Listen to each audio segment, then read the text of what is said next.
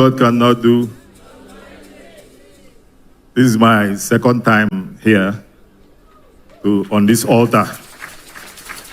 That's why I insisted. They wanted to take a picture of me in this dress. I said, no, bring the immigration dress because Papa prayed for it 2 years ago. Wow. Yes, I sat down on that altar with him after one of those morning sessions. We sat on the floor. I told him my promotion was due. That was in 2023. And he said, no problem, go, you'll be promoted. And that's the uniform there. So to the glory of God, I'm a controller of immigration. And yeah, but that's not the testimony. That's not it.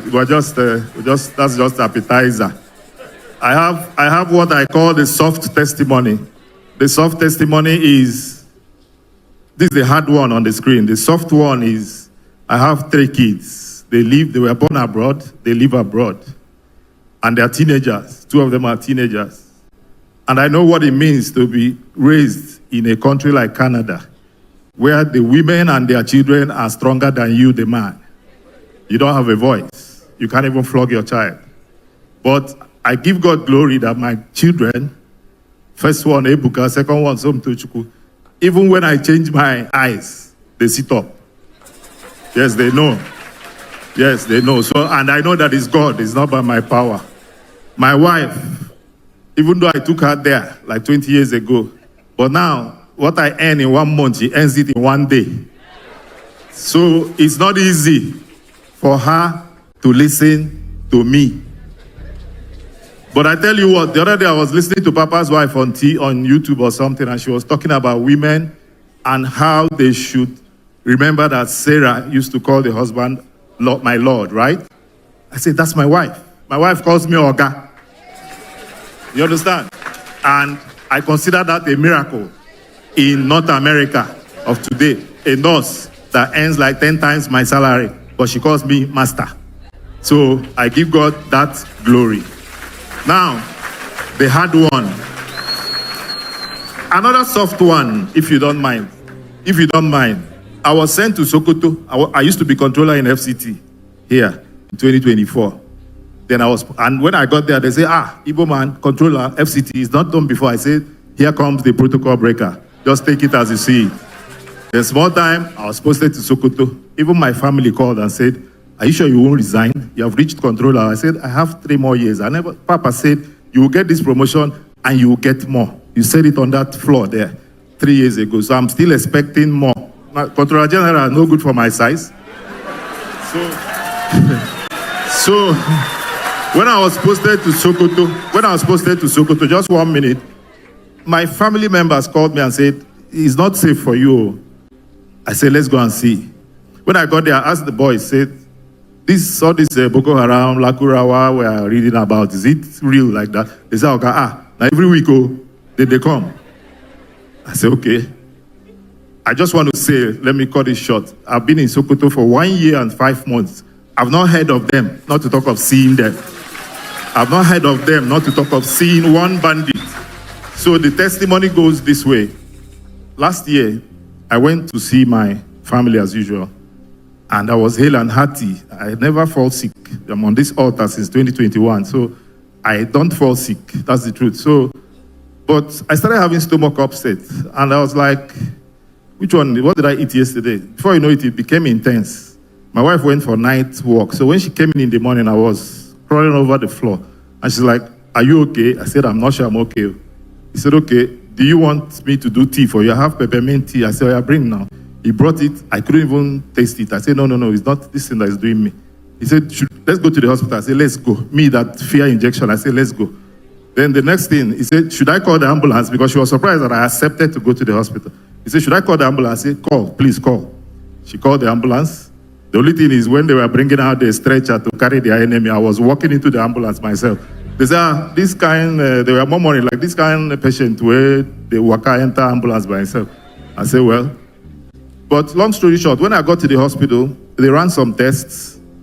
The doctor said something like, your stomach is bloated. I can see a lot of infection. I'm going to open you up. I'm like, me, that I can't take injection. Over 30 years, I never take injection. Now me, you will open up. I said, okay, let's see how it goes. So I said, no problem. At that point, I didn't have much resistance. I know that God can still use the doctor in my favor. So they opened me up. I was in intensive care for 9 days. I was almost not understanding what was going on. I overheard the doctor telling my wife the surgery took 5 hours. And I overheard the doctor saying things like, oh, colon cancer, stage 3. I just opened my eyes more, looked them. I shut my eyes. I say, I'm not sure it's me they're talking about. So, because I just arrived now last week. Which time did the stage 1 happen and stage 2? Before stage 3. So I said, I'm sure they're having a conversation about something else. Their Canada talk, not be my talk. So, but long story short, later my wife felt I was strong and she started telling me what the doctor said. I said, so do you believe? He said the doctor said it's 50-50. I said, me, 50-50. To die, it's not possible now. Do you know how many things I have to do in Nigeria? And it's not me they're talking about.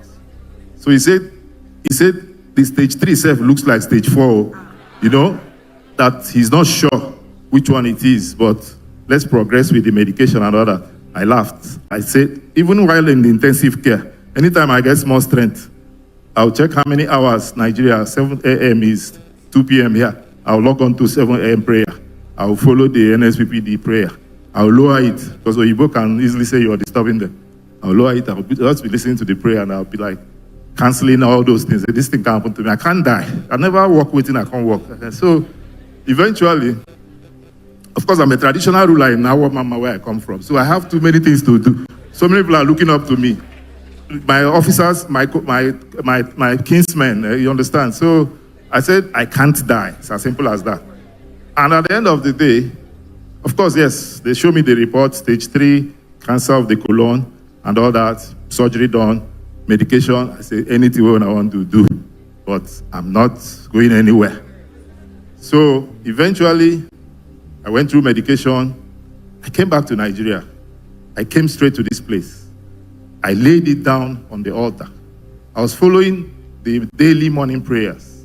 And I said, God, okay, the only way you tell me that this thing has been healed is if Papa mentions it.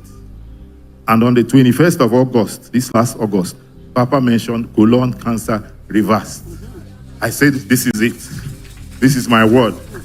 So I was now prepared to go back and meet them. So I went back in September, and the same hospital, the same Oyibo doctor, I said, show me my test. They ran tests again. He came and said, Anthony, I have good news for you. Your cancer has disappeared.